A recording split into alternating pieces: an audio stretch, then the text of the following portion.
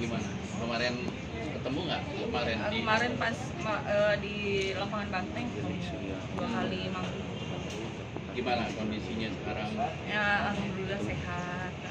Terus ya happy karena dia kan biasanya kan setahun sekali keluar, cuma baru kali ini benar-benar di ini ya tempat terbuka. Kapan bebas sih? 2027 insya Allah, kurang lebih 2-3 tahun lagi. Kemarin berapa lama Kak, dikasih waktu berapa lama buat ketemu sama Kak Zul? Pas acara itu masih karena kan dari pagi terus kelarnya tuh malam, jadi ya lumayan lama sih. Lumayan lama ada ngobrol-ngobrol berarti sama Kak Zul? Enggak sih, lebih banyakan ini soalnya dia kan dipanggil sama petugas kadang, terus cek sound apa gitu, sama pejabat juga sering dipanggil, jadi waktu buat ngobrolnya kurang. Berarti seharian itu nemenin Kak Red? Iya, seharian. Ada cerita-cerita sedikit gitu nggak, nyolong-nyolong waktu buat cerita? Ya itu aja sih, dia ngomong ke saya ternyata tahun kemarin mobil listrik tuh kayak gini ya, sekarang lebih keren lagi gitu ya ngobrol biasa aja.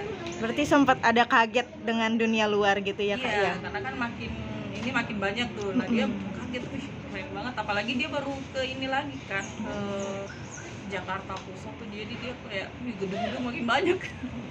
Biasanya kan cuma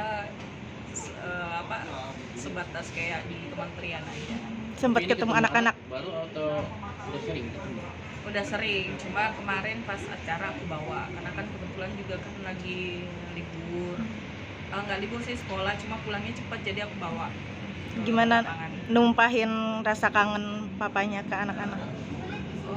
Ini banget ya, anak-anak seneng banget, paling meluk, karena kan biasanya kalau kita besuk itu kan Kak Zul kebanyakan ngisi ini ya buat nyanyi ya, jadi waktu yang buat ngumpul sama anak-anaknya tuh kurang gitu, jadi kemarin itu lebih agak leluasa. Ada yang ditanyain Kak Zul tentang anak-anak nggak? Itu aja sih, sekolahnya gimana, karena kan anak-anak udah mau mulai ujian kan, jadi kayak disuruh belajar, terus ditanyain gimana pembayaran, udah aman belum? Sama paling kayak royalti itu kan ya udah dapat info juga kan dia dari Kobot, gimana royalti, kayak gitu aja sih. Berarti pemasukan dari royalti ya Kak ya? Oh iya, kalau royalti ya rutin tiap tahun, cuma kan untuk nominalnya kan nggak selalu sama gitu kan, jadi kayak adalah yang ditunggu tiap tahunnya gitu. Bisa mengcover kebutuhan anak sama kakak? Sebulan sampai 3 bulan bisa. Sebulan sampai 3 bulan bisa. Selebihnya kakak sendiri? Iya, selebihnya aku kerja MUA. Anak-anak gimana ketika ketemu nanya apa aja sih ke bapak? Itu paling nanya kemarin tuh di kakinya kan ada GPS ya. Yeah. Itu juga saya kaget kan, itu apaan di kaki? Aku bilang kan kayak jam gitu. Biasanya kan cuma lihat di TV kan, di film-film gitu kan, ternyata dia pakai juga.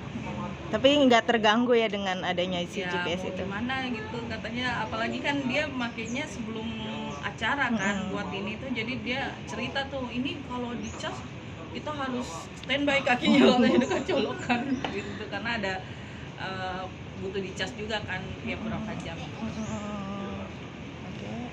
Jadi gitu, terkait latihan misalkan itu Kak Zulnya yang keluar atau teman-teman dari teman-teman, karena kebetulan di lapas itu, dari lapasnya ada disediain ini ya studio musik gitu. Jadi teman-teman yang kesana. Berarti hiburan juga ya buat Kak Zul sendiri ngisi acara? Hiburan banget, karena ngeluarin karya-karya. Iya, jadi di lapas itu emang betul-betul difasilitasi ya, bukan cuma studio kayak salon barbershop gitu, kafe-kafe itu buat ini semua warga binaan. Berarti memadai juga ya Kak di sana? Selama ini selama di tahanan sendiri sudah menghasilkan berapa karya? Udah berapa? 4 kali ya? Udah 4 lagu. Iya, 4 lagu. Cerita tentang apa aja? Kemarin kan yang pertama kali rilis itu kan yang Setia Waluta di Sampingmu ya kan, itu cerita kisah kita berdua gitu kan, terus kayak Ramadan di kampung, terus kayak yang kemarin viral juga tuh Gunung Sindur Jangan Goyang, itu menceritakan semua warga binaan di sana tuh yang kena kasus, sama yang terakhir yang featuring sama Gita Yubi. Kang ngeliatnya gimana sih walaupun dalam tahanan Kak Zul sendiri tetap berkarya, tetap Ya senang banget karena kan sebelumnya waktu awal-awal Kazul kena kasus kan dia sempat putus asa gitu kan, kayak udah aku nggak mau nyanyi lagi, makanya dia aku lagi kebutuhan uang mau jual alat musik, dia udah gitu. Karena dia emang dulu awal-awal emang nggak ada niat mau main musik lagi, cuma alhamdulillah mungkin dari pas masuk lapas Gunung Sindur buka ininya, apalagi di sana kan didukung sama fasilitas di sana, jadi dia mau lagi. berarti pemantiknya nggak jadi putus asa karena kebutuhan juga ya Kak? Ya kebutuhan juga karena ya mau gimana, dia keluar ya yang bisa diiniin dari nyanyinya aja. Berarti walaupun di dalam masih bertanggung jawab atas Iya, anak-anak masih dan bertanggung kakak. jawab, betul. Apalagi kan kalau misalnya ada besukan, dia suka isi acara kan, ngamen gitu. Nah itu biasa duitnya dikumpulin, habis itu dikasih ke anak-anak kayak gitu. Tetap nafkahin berarti ya. Tetap walaupun ini kan, cuma dia alhamdulillah tanggung jawabnya luar biasa. Berarti udah di dalam udah berapa lama Kak? Udah berapa tahun? Udah 6 tahun. 6 tahun. Kakak sendiri gimana sih biar bisa setia nunggu nggak capek gitu Kak? Ya berdamai dengan keadaan aja ya, soalnya kan aku juga sehari-hari kan ada hiburan juga anak-anak, jadi kayak waktu itu ya udah berjalan aja nggak berasa. Kak, mungkin selain karya yang didapat, yang dihasilkan sama Kak Zul sendiri, mungkin apa sih yang hal lain apa yang dihasilkan oleh Kak Zul sendiri? Sama Kazul, ya, yang dihasilkan sama Kazul ya itu cuma lagu aja gitu. Kadang dia minta suruh aku, ada nggak yang mau beli lagu kayak gitu, cuma kan aku kan orangnya nggak berbau sama orang-orang yang ini ya apa yang ini musik lah gitu lah istilahnya, cuma ya dia paling nanya ada nggak kira-kira yang mau beli lagu gitu, biar maksudnya dia bisa menghasilkan juga di luar ininya dia. Tapi sempat ada cerita nggak sih Kak? Udah berandai-andai kalau aku nanti keluar mau apa gitu? Oh iya, itu udah dari dulu sih, dia kalau keluar katanya mau ngobrol dulu gitu, terus ya nanti lihat ke depannya lagi aja. Tapi ini nggak berapa bulan sekali besok?